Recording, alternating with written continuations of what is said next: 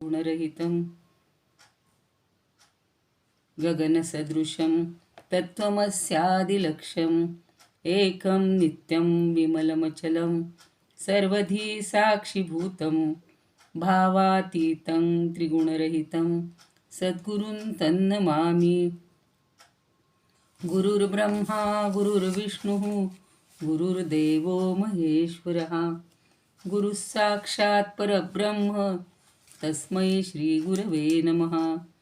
अनेन प्रियतां देवो भगवान् जानकीपतिः श्रीरामचन्द्रः पूर्वेषाम् अस्माकं कुलदैवतं। श्रोता वक्ता श्रीरामसमर्थ शुका सारिखे पूर्णवैराग्य जाचे वसिष्ठा परिज्ञान योगेश्वराचे कवी वाल्मिका सारिखा मान्य ऐसा नमस्कार माझा सद्गुरु रामदासा। जय जय रघुवीर समर्थ।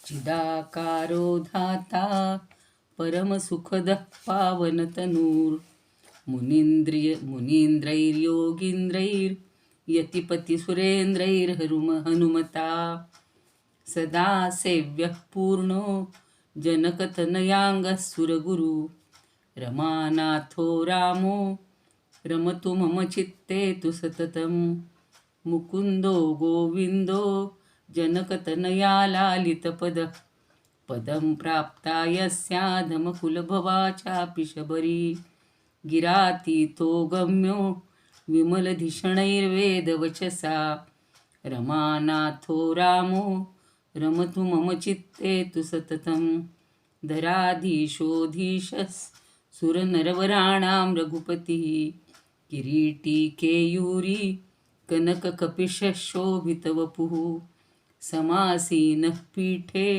रविशतनिभे शान्तमनसो रमानाथो रामो रमतु मम चित्ते तु सततं वरेण्यः शारण्यः कपिपतिसखश्चान्तविधुरो ललाटे काश्मीरो रुचिरगतिभङ्गः शशिमुखः नराकारो रामो यतिपतिनुतः संसृतिहरो रमानाथो रामो रमतु मम चित्ते तु सततं रमतु मम चित्ते तु सततं।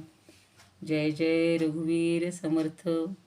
श्रीरामांना श्री समर्थांना आणि तुम्ही श्रोते जगदीश मूर्ती सर्वांच्या हृदयस्थ आत्मारामाला वंदन करून आजच्या निरूपणाला प्रारंभ करते। आता 5 ओव्या राहिलेल्या आहेत। काल 26वी ओवी घेतलेली होती आणि आपल्याला आता शेवट विषय त्यागाकडं जायचं आहे। तो कसा करायचा आत्तापर्यंत पाहत आलेलो आहे, पण अजूनही समर्थांना जे काही सांगायचे ते पाहूया। काल 26वी ओवी पाहिलेली होती आपण आणि 26व्या ओवीमध्ये समर्थांनी आपल्याला काय सांगितलं होतं तर येर ते अवघेची मंदले दुराशेने खोटे झाले कानकोंडे ज्ञान केले भ्रष्टाकारे।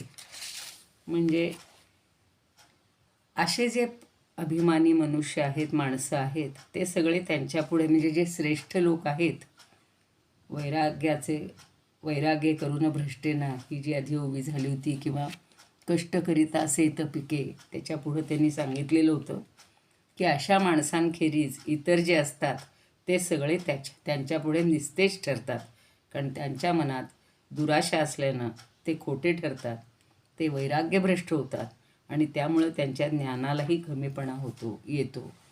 तर आपल्याजवळ ज्ञान असून फक्त उपयोग नाही आहे, तर वैराग्याची त्याला जोड हवी, वैराग्य त्याला आलं पाहिजे, प्राप्त झालं पाहिजे। आणि म्हणून आपण सगळ्यांनी ऐकलं असेल की अष्टावक्र गीता म्हणून जी आहे, तर त्याच्यामध्ये सुरुवातच अशी आहे, थोडक्यात थोडीशी पार्श्वभूमी सांगते मी।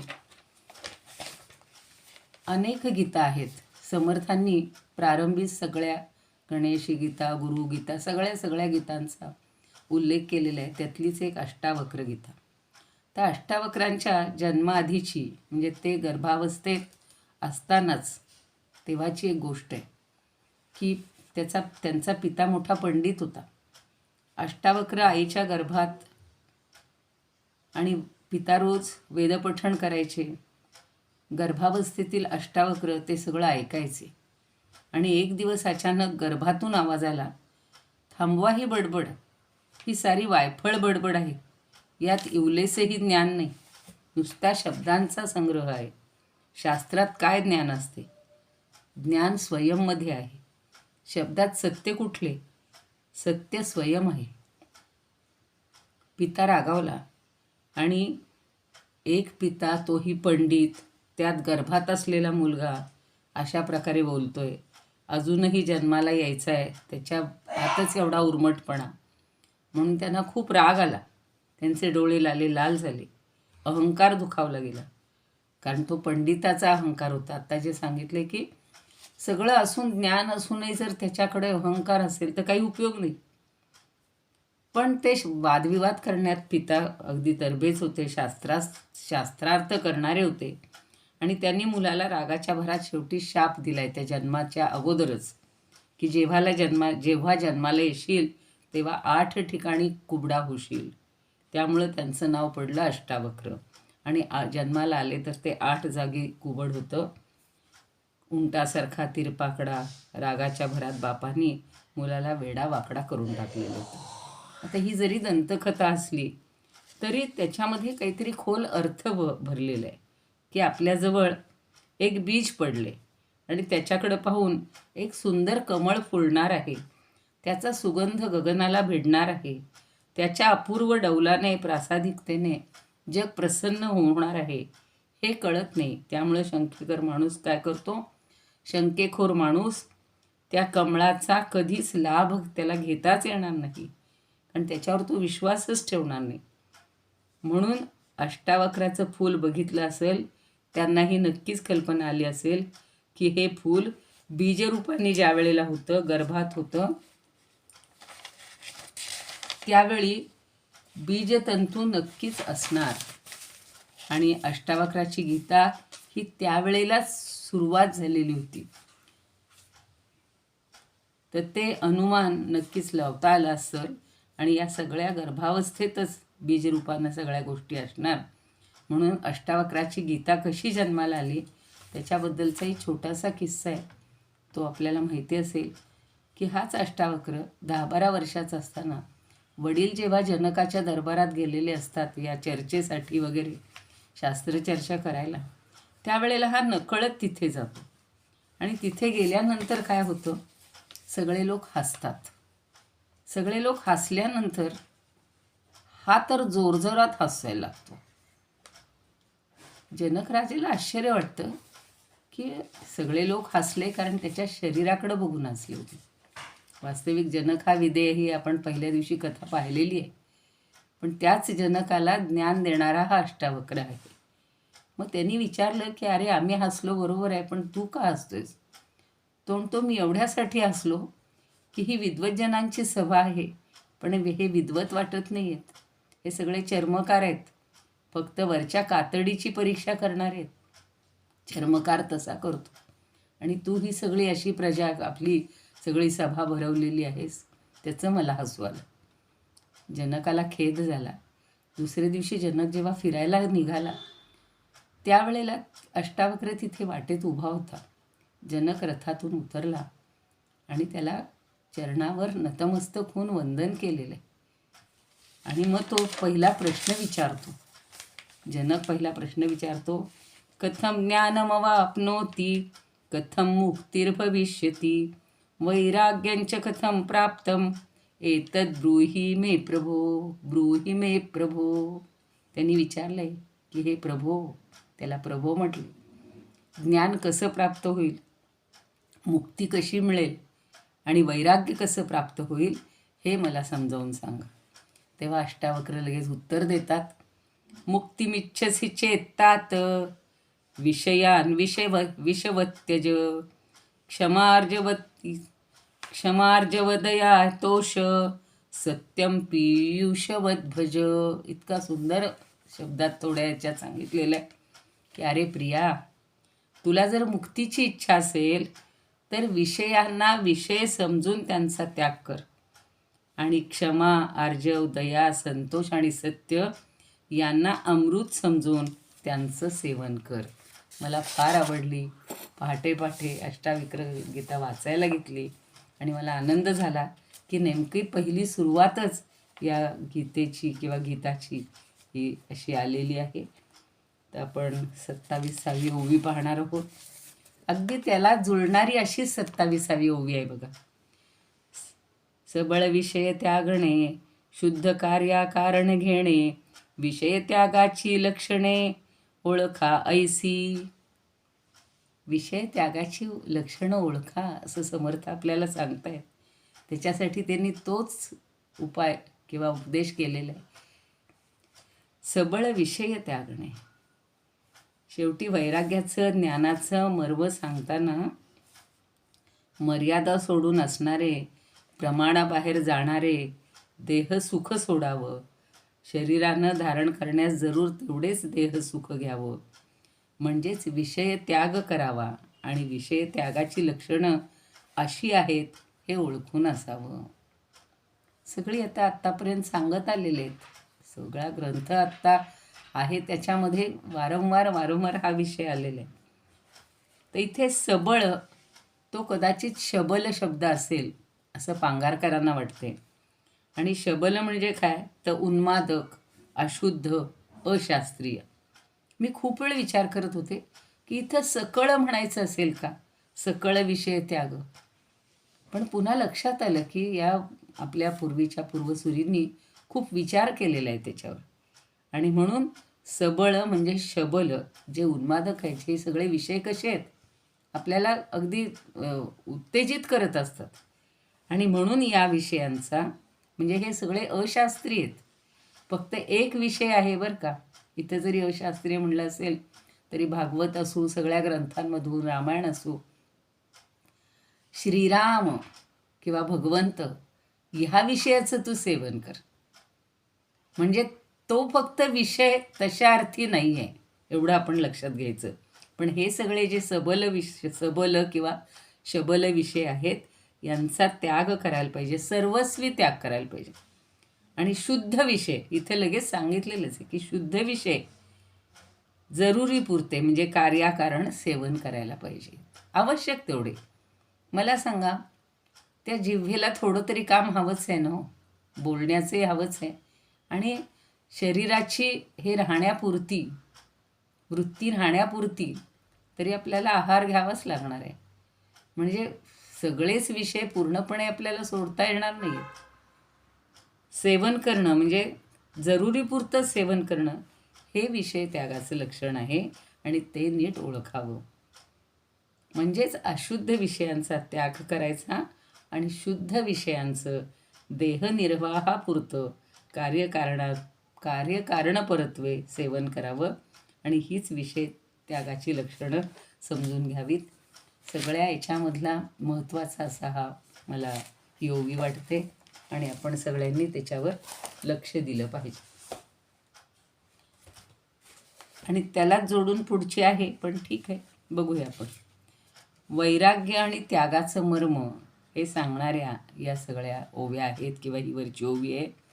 आणि डोळे उघडे ठेवून जाणतेपणानं आपण आपल्या जीवनशैलीकडे बघायला पाहिजे.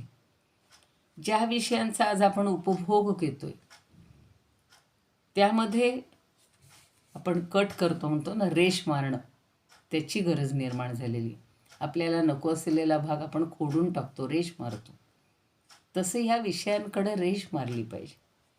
आणि एका बाजूला आत्यंतिक गरज, निकड आणि दुसऱ्या बाजूला चैन, विलास असं प्रत्येक गोष्टीचं विभाजन करावं. मला आत्ता क्षुधेची गरज, क्षुधा झालेली, निर्माण झाली म्हणजे शरीरानं मागणी केलेली आहे, तर आवश्यक तेवढं खायलाच पाहिजे हो. म्हणून खरं तर कौटिल्यानं सांगितलेलं आहे की गृहस्थांनी किती घास खायचे, ब्रह्मचर्यांनी किती खायचे, 16, 32, आपण जे म्हणतो ना 32 वेळा चावून खावं, तसं नाही, फक्त 32 घास खायचेत. आपण मोजूया किती खातो जेवताना, कधी मोजत नाही. म्हणजे ज्याला लिमिटेड म्हणतात. आयुर्वेदानं हिताहार मिताहार म्हणलेलं आहे. म्हणजे मित मोजकं जे खाऊ तो हिताहार आहे आणि तेच इथं सांगायचं. खाण्यापिण्याच्या बाबतीत तेच आहे, कपडा लत्त्याच्या बाबतीत तेच आहे. कामवासना, मान मरातब या सगळ्या गरजांचा परीघ व्यक्ती, स्थळ, कालमानानुसार कमी जास्त असणार. आता परदेशात बर्फाचा पाऊस पडतोय, बर्फ पडतोय. तिथं जर आपण सांगू की आपल्या भारतीय पोशाखाप्रमाणे आपल्या भारतीय लोकांनी तिकडेही तोच पोशाख करावा, त्यांचा निभाव लागणार नाही. आणि आपल्याकडं खरं ज्या वातावरणात ज्या कपड्यांची गरज आहे, आपण ते न करता आपण पाश्चात्यांचं अनुकरण करतो. तर ते करायला नको. म्हणून व्यक्ती आणि कालमाला, व्यक्ती, स्थळ याच्यानुसार हे सगळं बदलत राहतं. पण एखाद्या गोष्टीची खरी गरज किती आहे, त्याचा हव्यास किती धरतोय, हे मात्र समजून उमजून आपण जी आत्ता सांगितली तशी लक्ष्मण रेषा मारावी आणि पुरत्या जेवढ्या किमान गोष्टी आपण करत असू तर त्या काही विषयामध्ये मोडणार नाहीत. पण जेव्हा आपण लक्ष्मण रेषा ओलांडून जातो, सीतेला सुद्धा, सीता हे एक त्याचं प्रतिनिधी आहे की तिला लक्ष्मण रेषा ओलांडावी लागली, ओलांडली गेली आणि त्यामुळं सगळा पुढचं रामायण घडलं. तर एखाद्या गोष्टीची अनाठाई आस धरतो आणि त्याच्या आहारी जातो तेव्हा आपण देहसुखाच्या अधीन होतो, त्यात आसक्त होतो आणि त्यामुळं विवेकानं स्वतःला सांभाळायला हवं, प्रमाणाच्या परिघातच ठेवायला हवं. अधाशीपणानं लक्ष्मण रेषा न ओलांडणं हाच विषय त्याग आहे. एकदम आठवलं बघा की कसे आहारी जातात एखादी गोष्ट मिळाली नाही तर. अगदी जवळपास घडलेल्या घटना आहेत. 10वीचा मुलगा रिझल्ट लागायच्या दिवशी आईवडिलांना मागणी करतो की मला हल्ली जे आता 4G कसले आपण ज्याचा आत्ता वापर करतो आहोत असे फोन, अँड्रॉइड काय म्हणतात ते, तर असा फोन घेऊन द्या. आणि आईवडिलांनी त्याला नाकारलं की आत्ता नको. सगळे लोक पेढे घेण्यासाठी घरी येत होते, तर या मुलानं स्वतःला पंख्याला टांगून घेतलेलं होतं आणि आईवडिलांना वाटलं हा मित्रांना भेटायला गेला आहे आणि यानं वरच्या खोलीमध्ये आपलं जीवन संपवलं होतं. अशा रोज घटना आहेत. छोटी छोटी 3-4 वर्षाची मुलं, 2 वर्षांची मुलं, त्यांच्या हातात तो मोबाईल येतोय. आईवडील त्यांना वेळ नाही म्हणून आपलं देतात खेळणं त्याला आणि ते त्याचा गैरवापर, त्यांना काय कळतं हो, बटणं दाबत राहतात, सरकवत राहतात आणि नको त्या गोष्टी त्यांच्या डोळ्यात. मागे आलं होतं की त्याचेसुद्धा या मुलांच्या शरीरावर, त्यांच्या मनावर सगळे परिणाम होत आहेत. म्हणून हा मोबाईल तशा अर्थानं घातक आहे. सगळ्यांनी त्याच्यापासून जपून राहायला पाहिजे. आता आपण एक मोजक्या कारणासाठी, ज्ञान ग्रहण करण्यासाठी, ज्ञानदानासाठी याचा वापर करतो आहे, तेवढा आपण करणं आवश्यक आहे. या सगळ्या आता ह्या म्हणलं तर गरजेच्या गोष्टी झाल्या नाही का. आता हा विषय तसा फार गहनच आहे, तेवढा वाढणार आहे. पण आपल्याला इथं कुठेतरी नियंत्रणाची गरज आहे आणि विषय त्याग म्हणजे वेगळं दुसरं तिसरं काहीही नाही. 28मध्ये समर्थ म्हणतायत, जलतदुद्भवच्छन्नम, नाही नेमका 27वाचं हे झालं. एक भागवतातला मी श्लोक वाचला होता आणि त्याचा संदर्भ सांगायचा होता. जलं तदुद्भवच्छन्नं हित्वा सो जलकाम्यया मृगतृष्णां मुपाधावेत यथान्यर्थात तदृक्स्वतः. म्हणजे आपल्या प्रारब्धाच्या अधीन असलेल्या शरीराधिकांनी हा मनुष्य काय करतो तर आपल्यासाठी सुख मिळवू इच्छितो आणि दुःख नाहीसं करू इच्छितो. तो आपल्या प्रयत्नात सफल न होता त्यानं वारंवार केलेली सगळी कामं ही वाया जातात. म्हणजेच काय की अज्ञानी मनुष्य ज्याप्रमाणे पाण्यापासून उत्पन्न झालेल्या गवताने आणि शेवाळाने झाकलेलं असताना त्याला पाणी न समजता पाण्यासाठी मृगजळाकडे धावतो. त्याप्रमाणे आपल्या आत्म्याखेरीज वेगळ्या वस्तूत सुख आहे असं समजणारा मनुष्य आत्म्याला सोडून विषयांकडे धाव घेत असतो. आणि म्हणून त्यानं हे सगळे विषयाचे बंध जे आहेत हे तोडून टाकले पाहिजेत. किती सांगितलेलं आहे बघा. हा प्रल्हाद भगवंताला सगळं विचारतोय आणि सांगतोय की हे विषयभोग हृदयाची अज्ञानाची गाठ अधिकच मजबूत करणारे आहेत. मां प्रलोभयत्पत्या सक्तं कामेषु तैर्वरैः तत्संगभीतो निर्विण्णो मुमुक्षुस्त्वामुपाश्रितः.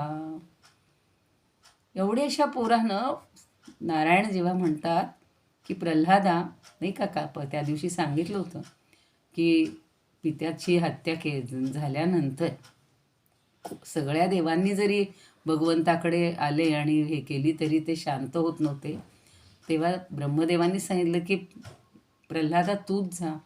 आणि म्हणून त्यांनी त्यांच्या चरणावर जेव्हा नतमस्तक केलं त्यावेळेला भगवान संतुष्ट झाले आणि त्याला म्हणतात की तुला काय हवाय तो तू वर माग. तेव्हा तो काय म्हणतोय बघा. त्याला काही नको आहे, फक्त परमात्म्याचं अमृत पद त्याच्याच ठिकाणी लक्ष राहू देत आणि माझं आयुष्य जाऊ देत म्हणतो. तो असं म्हणतोय ह्या मामाम प्रति प्रलोभयत्पत्या, म्हणजे मी जन्माला आलो ना तेव्हापासून विषय भोगातच आसक्त झालेलं आहे आणि आता पुन्हा मला या वरांच्या लोभात पाडू नका. त्या भोगांच्या संगाला भिवून आणि त्यांचा वीट येऊन मुक्तीच्या अभिलाषेमुळं मी आपल्याला शरण आलेलो आहे. मला हा श्लोक इतका आवडला की आपण सुद्धा भगवंताला असंच शरण जायला पाहिजे. या लोभामध्ये गुंतायला नको. अजूनही म्हणतोय तो की मी आपल्याला शरण आलोय. ही इंद्रिय काय करतायत? इंद्रियाणि मन प्राण आत्मा धर्मो धृतिमती ह्री श्रीस्तेजो स्मृती सत्यम यस्य नश्यन्ति जन्मना. या सगळ्याचा नाश होतोय. तो असं म्हणतोय की हे वर देणाऱ्या शिरोमणी स्वामी, मी मागेन तो मला वर देऊ इच्छित असाल तर माझ्या हृदयात कधीही कोणत्याही कामनेचं बीज हे अंकुरितच होऊ नये. आणि मग भगवंत त्याच्यावर सांगतात यत्र यत्र च मद्भक्ता प्रशांता समदर्शिनः साधव समुदाचारास्ते पूयन्त्यपि कीटका. की माझं शांत समदर्शी आणि सदाचारी भक्त माझे जिथे निवास करतात ते देश पापांची खाण असले तरीसुद्धा पवित्र ठरतात. कारण काय? समुदाचारा, जिथं चांगलं आचरण करतात तिथे. म्हणून स्वरूपानंद एक जागी म्हणतायत सद्गुरु माऊली होसी तू उदार, तुझा जय जयकार असो नित्य, नित्य आनंदाचा करीसी वर्षाव, शुद्ध स्वयमेव प्रसिद्ध तू. बेढोनी घेतले विषयांच्या व्याळे, तेणे ताटकळे जीव जरी, तरी लाभताच तुझी कृपादृष्टी, हरोनिया जाती विष बाधा. कैसा भवताप कोणते पोळील, कोणते दुःख ते जाळील कैसे कोणा. तर हे सगळं कसं नष्ट होईल असं प्रत्येकाच्या मनामध्ये तो प्रश्न आहे. म्हणूनच खूप चांगल्या चांगल्या कल्पना ह्या भागवतातही आलेल्या आहेत. वेळेचं भान ठेवून मला आधी श्लोक संपवायचेत, नंतर जर काही वाटलंच तर मी त्याबद्दल थोडंसं बोलीन. 28वी ओवी आहे. सकळ काही करता देव. आता समापनाकडे आल्यानंतर खूप सुंदर अशा ओव्या त्यांनी रचलेल्या आहेत, सांगितलेल्या आहेत. नाही प्रकृतीचा ठाव, विवेकाचा अभिप्राव, विवेकी जाणती. अहो सगळं काही करणारा देव आहे. म्हणून आपण लहान मुलांच्या मनावर ठसवतो की तो बाप्पा आहे ना, तो सगळं आपल्याला करतो. हे सांगितलं की तेव्हापासून त्याच्या मनात तो भक्तीचा अंकुर तयार होतो. आणि प्रकृतीचा तर ठिकाणाच नाही आहे. नाही प्रकृतीचा ठाव. ठाव ठिकाणच नाही आहे प्रकृतीचा, ती मायाच आहे ना सगळी.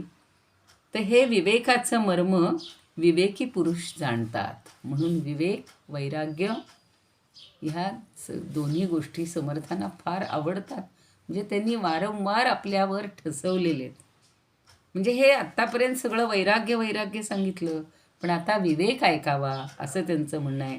आणि जे काही घडतं त्याचा करता ईश्वर आहे.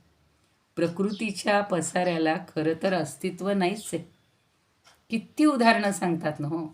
स्वप्नात आपण इतके रंगून गेलेले असतो, पण जेव्हा जाग येते तेव्हा ते स्वप्न खोटं आहे हे समजतं की नाही. तसंच हा सृष्टीचा पसारा हा स्वप्नवत आहे.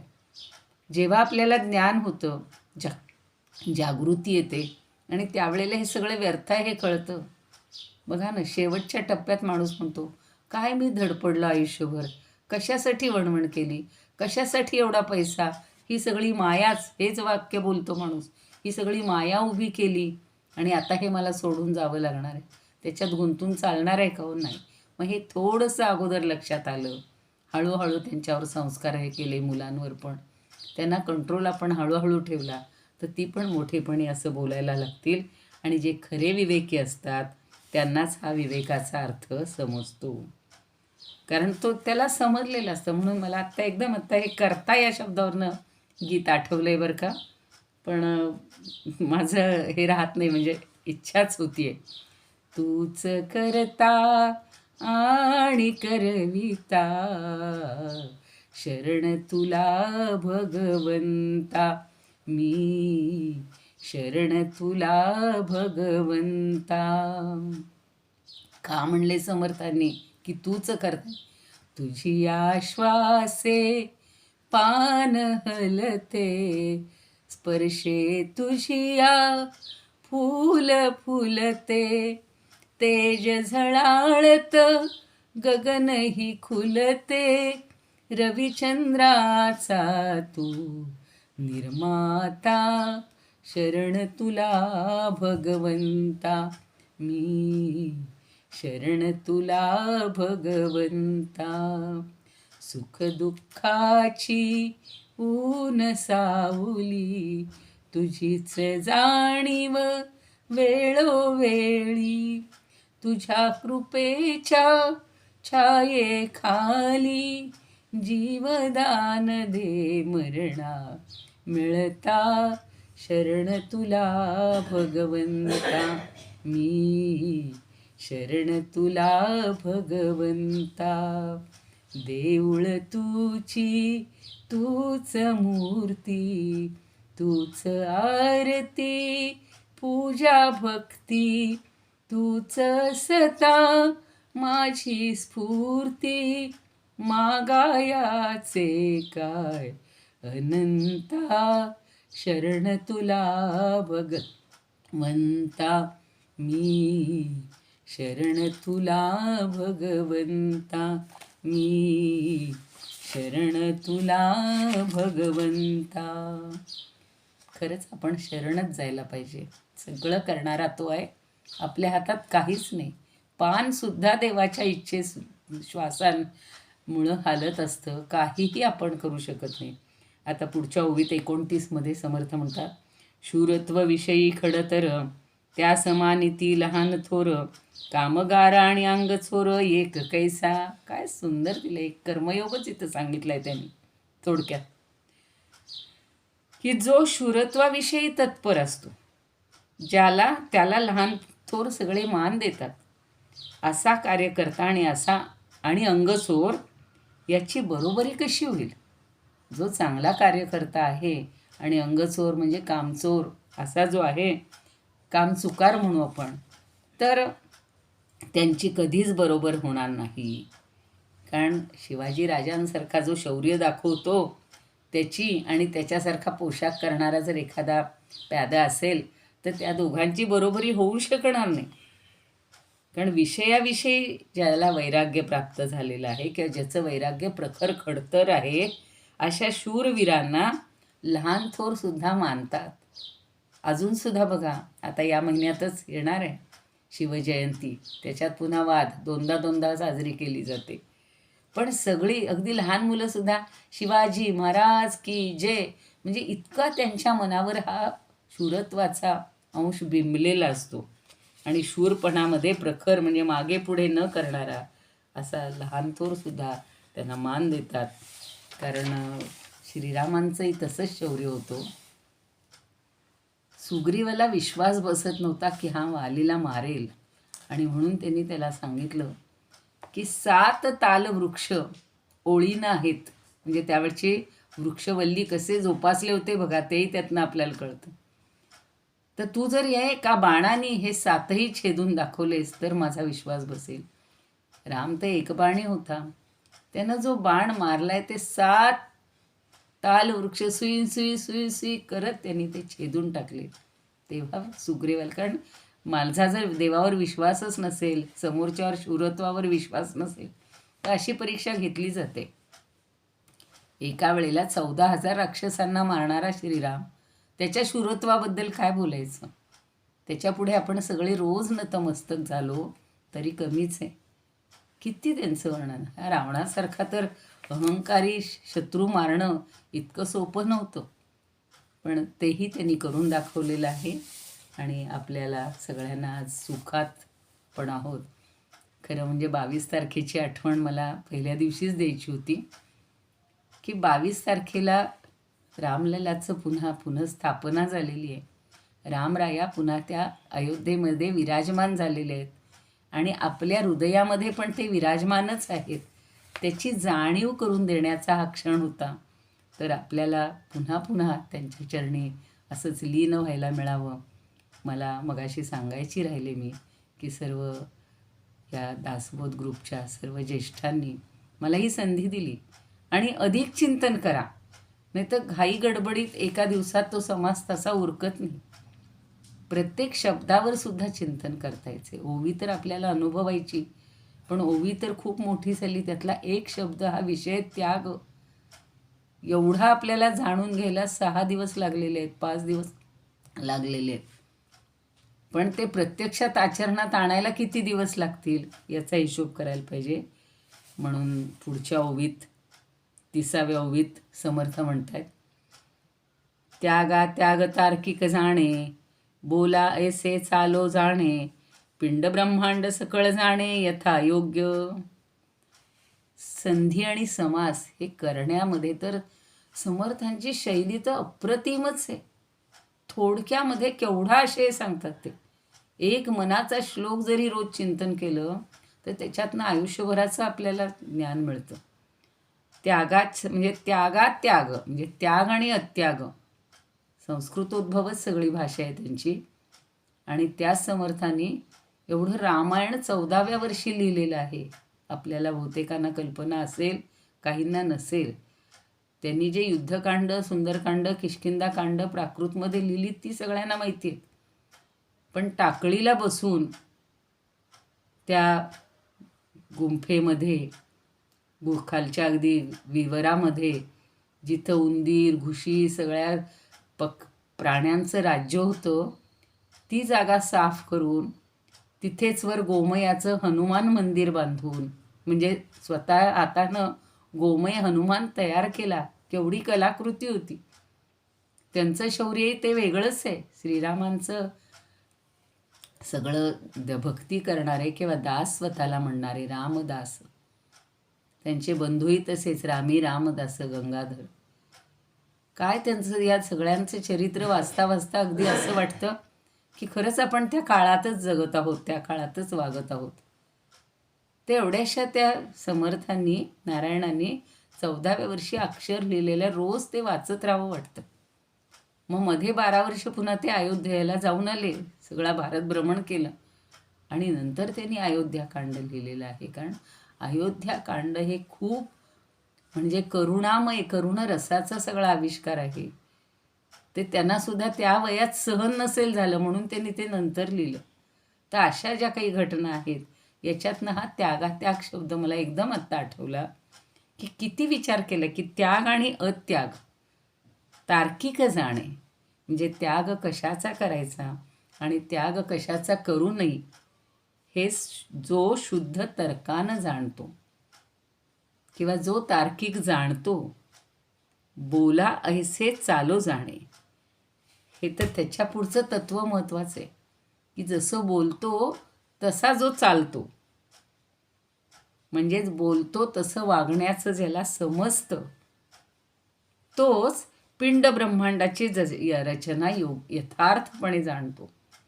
नुसतं ऐकतो आपण पिंडी ते ब्रह्मांडी, पण पिंडामध्येही पंचमहाभूतांचाच आविष्कार आहे. पिंडामध्येही ते आत्मतत्व भरूनच आहे.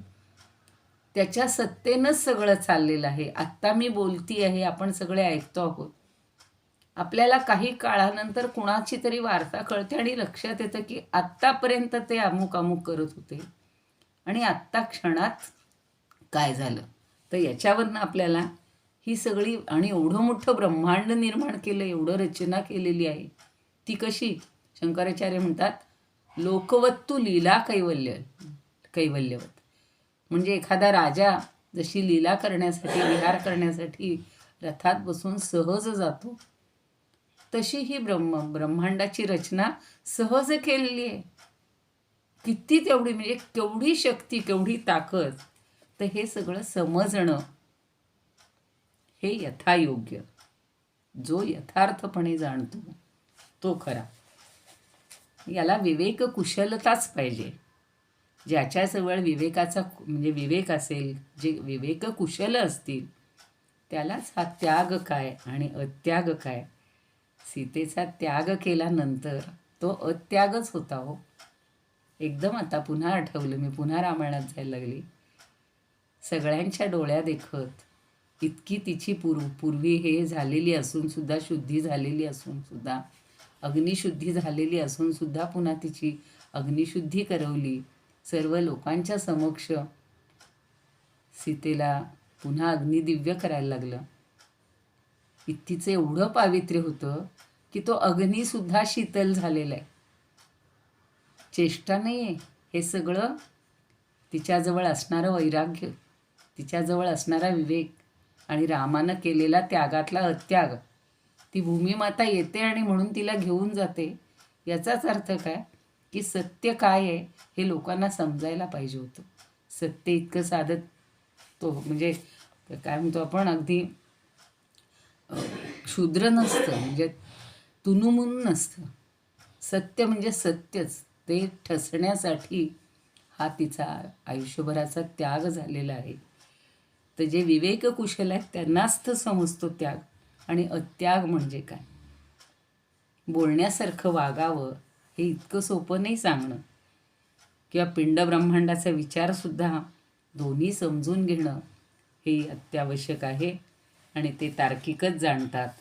तर प्रत्येकानं हा सारासार विवेक हा समजून घेतला पाहिजे. सार काय, असार काय, ज्याच्यातनं आपल्याला जीवनाचं सार मिळणार आहे. ज्या गोष्टी असार आहेत ते आपण सगळ्या सोडून दिल्या पाहिजेत आणि याचा सतत विचार केला पाहिजे. थोडंसं त्याच्यावर विवेचन बघूया. म्हणजे विषय त्याग याचा अर्थ एखादी गोष्ट पूर्णपणे सोडणं असा नाही आहे. शास्त्रानं जे त्याज्य सांगितले ते त्यागायचं. आता कित्येक गोष्टी अगदी नेहमीच्या सांगितल्या जातात की ब्राह्मणो न हंतव्य, हा, किंवा गाईची हत्या करू नये. आणि आज तर रोज चालले गाईची हत्या गोमांस खाण्यासाठी. जीवनावश्यक गोष्टींचा प्रमाणात स्वीकार करायलाच हवाय. काही नियम पाळायला हरकत नाही, पण त्याचं स्तोम वाजवू नये. तर लक्षात येतं की काही लोक म्हणतात गुरुचरित्रामध्ये सुद्धा परान्न घेऊ नये म्हणून सांगितले. आणि तो जो तिचा नवरा असतो त्यानं तो नेम केलेला आहे. आणि रोज इकडे जेवणावळी चाललेल्या आहेत, रोज निमंत्रणं येत आहेत आणि त्या बाईला वाटतं की का बरं जायचं नाही परान्न घ्यायला. खूप आग्रह करते ती, चला न हो, चला न हो, छान छान तिकडे कपडे मिळतात, छान जेवायला मिळतं, आपला सन्मान होईल. नवरा नाखुशच असतो. तो म्हणतो परान्न घ्यायचं नाही. त्याचा नियम असतो आणि तो किती योग्य असतो हे नंतर कळतं. शेवटी ती त्या गुरूंकडे जाते आणि त्यांना म्हणते की तुम्ही यांना सांगा न हो परान्न घ्यायला, परवानगी द्या न हो. ते मनात हसलेत आणि म्हणाले ठीक आहे मी सांगतो. आणि त्यांनी त्याला सांगितलं की जा म्हणे, आपल्या पत्नीची इच्छा आहे म्हणून एक दिवस तिला घेऊन जा परान्न, एवढी छान जेवणावळी चाललेली आहे आणि म्हणून तो घेऊन जातो बरं का. ती बसते जेवायला, एवढ्या लोकांच्या मोठाल्या पंक्ती असतात, बसते, एक घास घ्यायला लागते तर तिला आसपास आपल्या सगळे कुत्रे, प्राणी, डुकरं हे सगळे खाताना दिसत आहेत. आता हा तिला साक्षात्कार झाला. तिथूनच उठली ती. तिच्या नवऱ्याला काहीच कळेना. अरे जिने एवढा आग्रह केला होता ती अशी का निघून चालली. चला म्हणती, उठा हो माझी चूक झाली. आणि मग तिनं सांगितलं की मी चूक केली. काय असतं, आपण जेव्हा भटारखान्यात कधी जात नाही, हॉटेलांमध्ये जेवतो, लोकांना बाहेरचा छानछुकीपणा, सगळी शोभा दिसत असते, पण आत काय चालले हे कधी कुणाला माहिती नसतं. आणि ते न पाहताच आपण अशी जेवणं घेत असतो, इतकाला पैसा देत असतो. त्या एका दिवसाच्या खर्चामध्ये आपला महिन्याचा खर्च भागत असतो, पण हे माणसाला कळत नाही. मग ती आली आणि अक्षरशः त्या गुरूंच्या पायावर नतमस्तक झाली की ती म्हणाली चूक झाली माझी. मग आता काय असतं, अनुभवातनं माणसाला शहाणपण मिळतं आणि म्हणून अनुभव महत्त्वाचा. तर ह्या आसक्तीला आपण आमंत्रण देत नाही ना. सजगपण हे सगळं पाहावं आणि आपला एक उपवास आहे अशा हट्टानं अन्नग्रहण न करता अंतरात्म्यास कासावीस करणं किंवा एखादा पदार्थ पोटात तडस लागेपर्यंत खाणं हे विरुद्ध आहे सगळं. या दोन्ही गोष्टी विषयच. कुठलाही अट्टाहास न धरता जे घडतंय ते रामेच्छेनं घडतंय. तो ठेवेल तसं आनंदात राहायचे. अशी स्वाभाविक प्रवृत्ती होऊ लागली की मग समजायचं विवेक वैराग्यानं आपल्या जीवनात प्रवेश केला आहे. आणि माझ्याही लक्षात येतं की असा काही ठिकाणी आपण जास्त हट्ट धरू नये किंवा आपले जे व्रतनियम असतील तिथं थोडंसं लवचिक राहायला पाहिजे.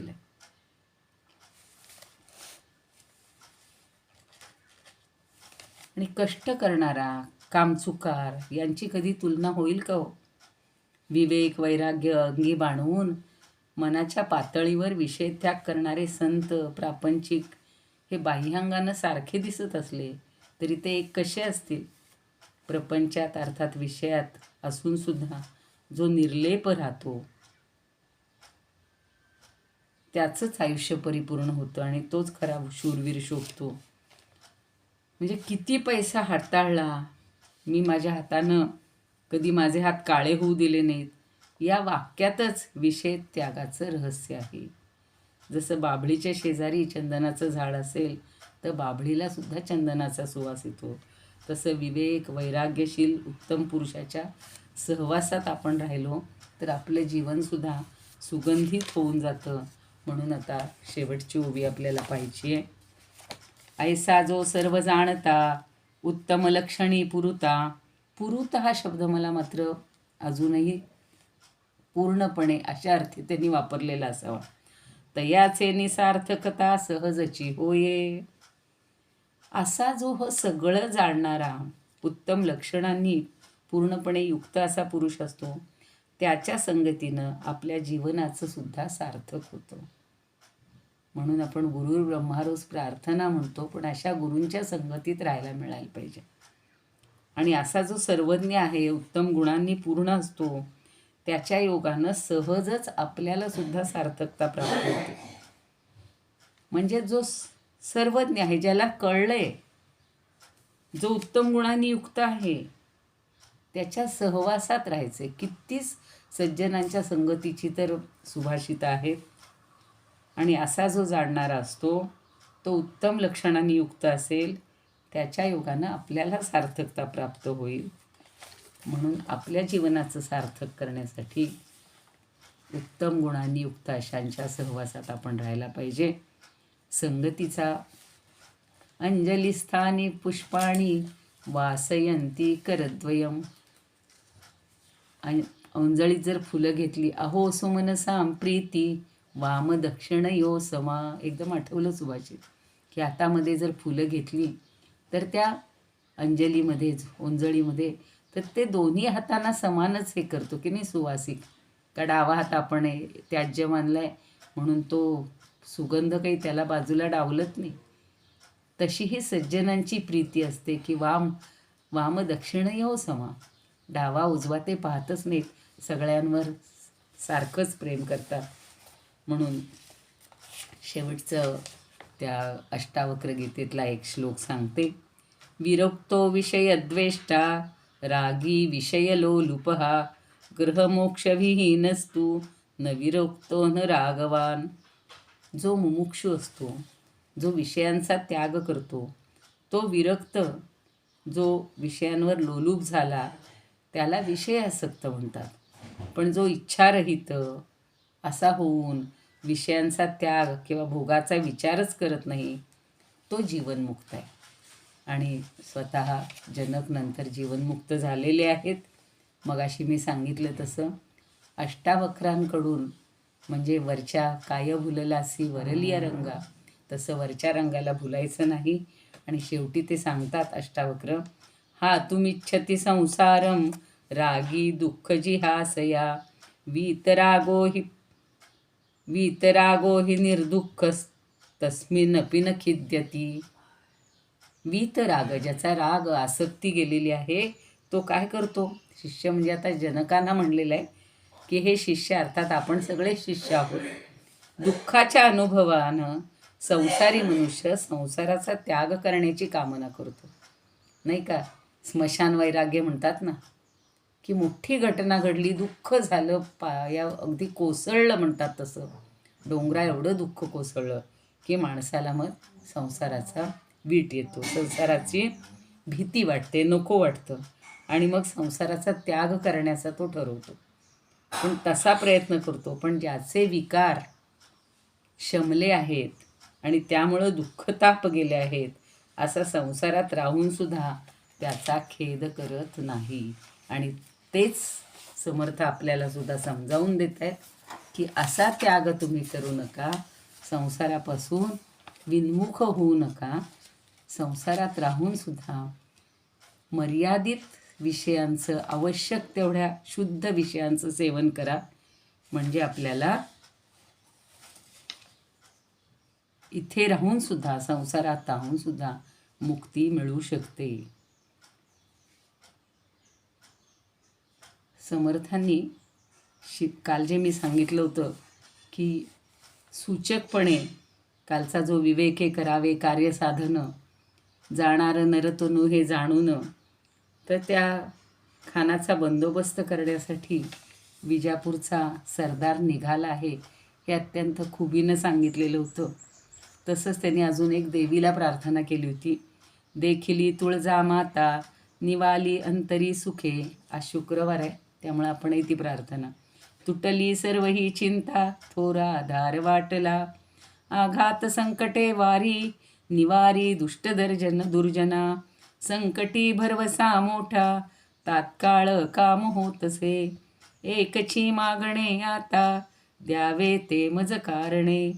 तुझाची वाढवी राजा शीघ्र आम्हासी देखता, दुष्ट संहारिले मागे ऐसे उदंड ऐकतो.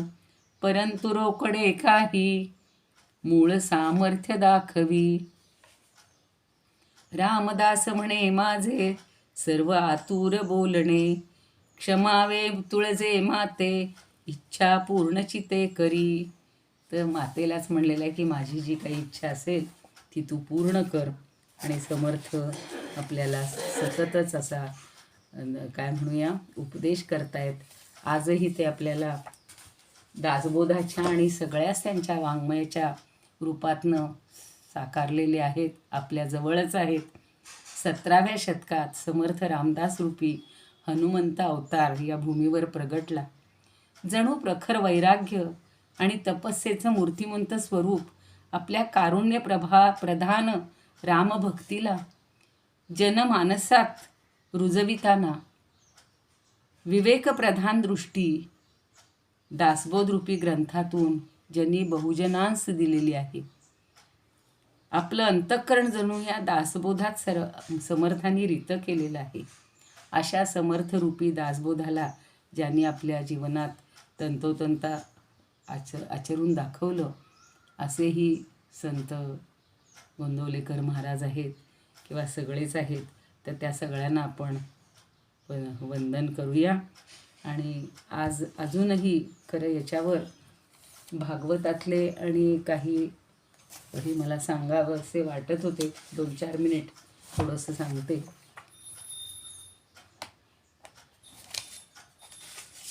किती लोकांनी काम करून ठेवले आणि थोडक्यात सगळं समजावून दिलं आहे बघा. की एकेका काय म्हणूया आपण समासातले महत्त्वाचे श्लोक असे शोधून काढलेले आहेत. तर ते पुन्हा थोडेसे आपण लक्षात घेऊया. या 7व्या समासातले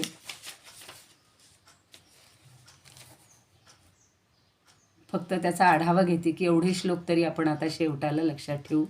वैराग्य करावा त्याग तरीच परमार्थ योग, प्रपंच त्यागे सर्व सांग परमार्थ पडे घडे. यातले महत्त्वाच्या ओव्या मला फक्त वाटत आहेत तेवढ्या सांगते. मागे ज्ञानी होऊन गेले तेही बहुत कष्ट केले, तरी मग विख्यात झाले भूमंडळी. 7व्यातली 9वी 10वी म्हणजे वैराग्य अनुभवलं, चैनीचा त्याग केला तर परमार्थाचा योग येतो आणि प्रपंचाचा त्याग केल्यानं सर्वांगीण परमार्थ घडतो. यापूर्वी अनेक शास्त्री पंडित ज्ञानी होऊन गेले, खूप कष्ट त्यांनी घेतले, पण ज्ञानवंत होऊन प्रसिद्ध झाले. पण वैराग्य हे भाग्यवंताचं लक्षण आहे, हे आपण अगदी लक्षात ठेवायचं आणि त्यामुळं परमार्थ सुलभ होतो. प्रत्यये ज्ञानी वितरा रागी, विवेक बळे सकळ त्यागी, जो जाणीजे महायोगी ईश्वरी पुरुष. अष्टमा सिद्धीची उपेक्षा करून घेतली योग दीक्षा, घरोघरी मागे भिक्षा महादेव. वैराग्य करून भ्रष्टेना ज्ञानभजन सांडीना, व्युत्पन्न आणि वाद घेना ऐसा थोडा. तर कुठल्याही सुखाची अपेक्षा नसणारा असा जो वीतरागी आहे, ज्याच्याजवळ प्रत्यक्ष अनुभवाचं ज्ञान आहे, ज्यानं सारासार विचारानं सर्वस्वाचा त्याग केला आहे, तो महान योगी असतो आणि तो पुरुष ईश्वरी असतो. वैराग्याचा आदर्श म्हणजे महादेव आहेत. कारण आपण पाहिलेलं आहे की राम महादेवांची भक्ती करतात आणि महादेव रामाला भजतात. तर त्यांनी 8ही सिद्धी बाजूला ठेवल्या आणि घरोघरी जाऊन भिक्षा मागत ते फिरत असतात. वैराग्य संपन्न माणूस भ्रष्ट कधीच होत नाही. तो महान ज्ञानी असून कोणाशी कधी वाद घालत नाही आणि सतत भजनात रमतो. तोच श्रेष्ठ असतो. अशी माणसं क्वचित आढळतात. म्हणून सकळ विषय त्यागणे आजच्या ज्या ओव्या आहेत त्या पुन्हा ठसवते. शुद्ध कार्याकारण घेणे, विषय त्यागाची लक्षणे ओळखा ऐसी. सकळ काही करता देव, नाही प्रकृतीचा ठाव, विषय त्यागाची लक्षणे ओळखा ऐसी. विवेकाचा अभिप्राव विवेकी जाणती, विवेकी हा जाणतात. त्यागा त्याग तार्किक जाणे, बोला ऐसे चालो जाणे, पिंड ब्रह्मांड सकळ जाणे येता योग्य. आता पुन्हा त्याची पुनरावृत्ती करत नाही, पण हा परमात्म स्वरूप कायम निर्गुण निराकार असतो आणि मूळ माया ही चंचल असते. हे एकदा ज्ञान आपल्याला झालं की आपण कसं वागायचे. तर भगवद्गीतेत 17व्या अध्यायातला 16वा श्लोक मला फार आवडतो. 1 मिनिटात सांगते. मनःप्रसाद सौम्यत्वं मौनमात्मविनिग्रहः, भावसंशुद्धिरित्ये तत्तपो मानसमुच्यते. पण हे मानस्तप करण्यासाठी आपलं मन अत्यंत प्रसन्न ठेवायचे, शांत ठेवायचे, सौम्य स्वभाव ठेवायचा, सर्वांचं हित राखणारी मनोवृत्ती, त्याच्यावर खूप बोलायचं होतं. आणि मनोनिग्रह, अत्यंत शुद्ध आणि विचारविरहित मनस्थिती, याला मानसिक तप म्हणतात. ते आपण करूया. समर्थांपुढे मागणं मागावंसं वाटतंय. हो मळवाच्या दे रे राम, विमळ करणी दे रे राम, प्रसंग ओळखी दे रे राम, धूर्त कळा मज दे रे राम, हितकारक दे रे राम, जनसुखकारक दे रे राम, अंतर पारखी दे रे राम, बहुजन मैत्री दे रे राम, विद्या वैभव दे रे राम, उदासीनता दे रे राम, मागो नेणे दे रे राम, मज नकळे ते दे रे राम, तुझी आवडी दे रे राम, दास म्हणे मज दे रे राम, संगीत गायन दे रे राम, आलाप गोडी दे रे राम, धात माता दे रे राम, अनेक धाटी दे रे राम, रसाळ मुद्रा दे रे राम, जाड कथा मज दे रे राम, दस्तक टाळी दे रे राम, नृत्य कळा मज दे रे राम, प्रबंध सरळी दे रे राम, शब्द मनोहर दे रे राम, सावधपण मज दे रे राम, बहुत पाठांतर दे रे राम, दास म्हणे रे सद्गुणधाम, उत्तम गुण मज दे रे राम, पावन भिक्षा दे रे राम, दीन दयाळा दे रे राम, अभेद भक्ती दे रे राम, आत्मनिवेदन दे रे राम, तद्रूपता मज दे रे राम, अर्थारोहण दे रे राम, सज्जन संगती दे रे राम, अलिप्तपण मज दे रे राम, ब्रह्म अनुभव दे रे राम, अनन्य सेवा दे रे राम, मज विण तू मज दे रे राम, दास म्हणे मज दे रे राम. दादाच कल्याण करी घ्यायचं का शेवट? हो कल्याण करी घ्यायचं. हा म्हणजे त्यांनी हो, कल्याण करी राम राया, जनहित विवरी, कल्याण करी राम राया, तळमळ तळमळ होतची आहे, तळमळ तळमळ होतची आहे, हे जन हाती धरी, जनहित विवरी, कल्याण करी राम राया, अपराधी जन चुकतची गेले, अपराधी जन चुकतची गेले, तुझा तूची सावरी, जनहित विवरी, कल्याण करी राम राया,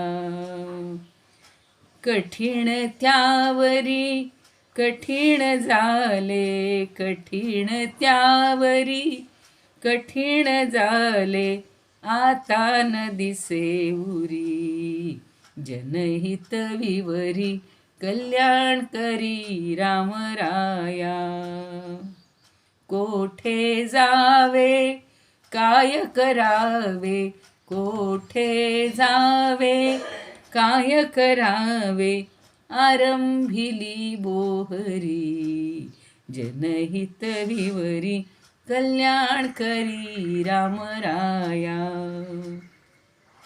दास म्हणे आम्ही केले पावलो, दास म्हणे आम्ही केले पावलो, दयेसी नाही सरी, जनहित विवरी, कल्याण करी राम राया, कल्याण करी देवराया. मला निरूपणाची संधी दिल्याबद्दल सर्वांबद्दल कृतज्ञ आहे आणि माझं सगळं काही जर चुका झाल्या असतील तर त्याबद्दल क्षमा करावी.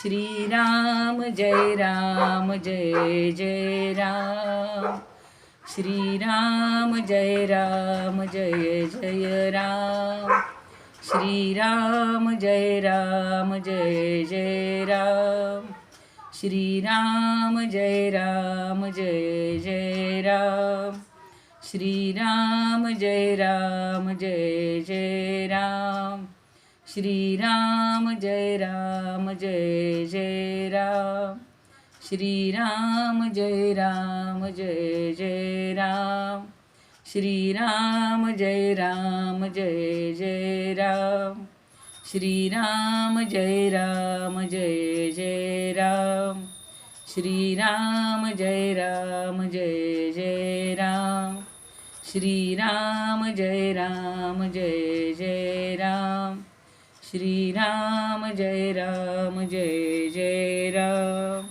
श्रीराम जय राम जय जय राम. जय जय रघुवीर समर्थ. सर्वांना जय पुन्हा एकदा जय नमस्कार. रघुवीर समर्थ. हं.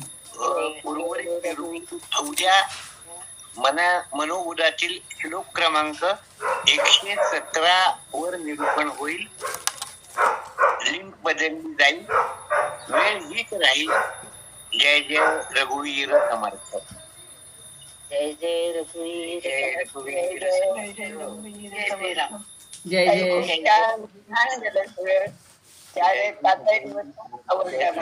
आवडलं. छान वाटलं मला खरं खूप छान वाटलं. संजय दादांनी आणि राजू दादांनी खूप मोठी संधी दिलेली आहे. खरं आत्ता मी खूप व्यापात होते, पण असं वाटलं की नाही म्हणणं रामाची सेवा करायला मिळतीये तर ती आपण करायलाच पाहिजे. त्याच्यासाठी काचकूच करू नये आणि तीच देव माझ्याकडून करून घेतो, एवढीच माझी भावना आहे त्याच्यामुळे. धन्यवाद.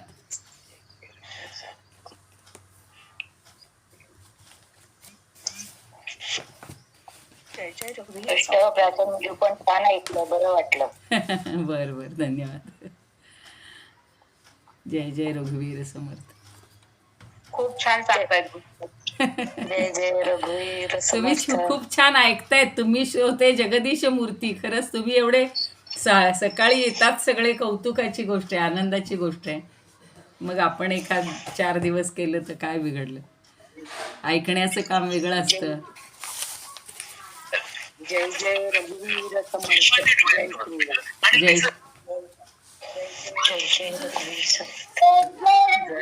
हा तेच म्हणलं, आज छोटी नाही का मी विचारणारच होते. जय जय रघुवीर समर्थ.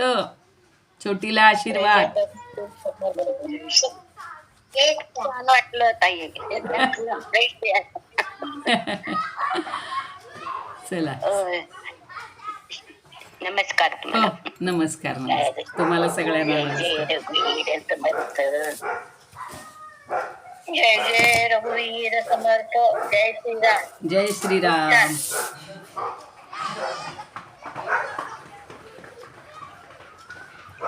काय सुंदर सांगता तुम्ही.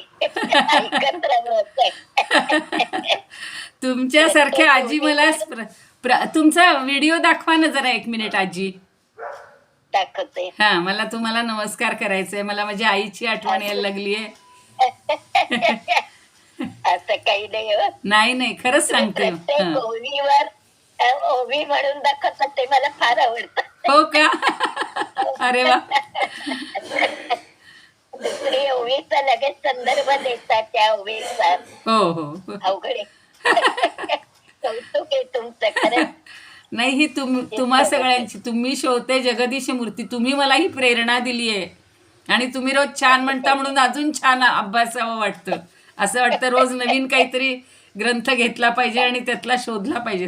तरी मला भागवतातले खूप संदर्भ मी शोधून ठेवले होते आणि इतके सुंदर श्लोक होते, पण वेळ नाही राहिला आज. माझ्या मिस्टरांनी मला सांगितलं की पहिले तू वेळेत सगळे श्लोक संपव, ओव्या संपव, नाही तर तुझं पुन्हा आज राहिलं. आणि मी ताईनं सांगितलं होतं की आजच्या दिवसात मी संपवते आता. चालेल. चला छान वाटलं आजी. तुम्हाला नमस्कार. मोहिनी ताई नमस्कार. छान वाटलं मलाही. हो. जय जय रघुवीर समर्थ. जय जय रघुवीर समर्थ. जय जय रघुवीर समर्थ. जय श्रीराम. जय श्रीराम. हो चला ठेवूया. सतीश देसाई होते.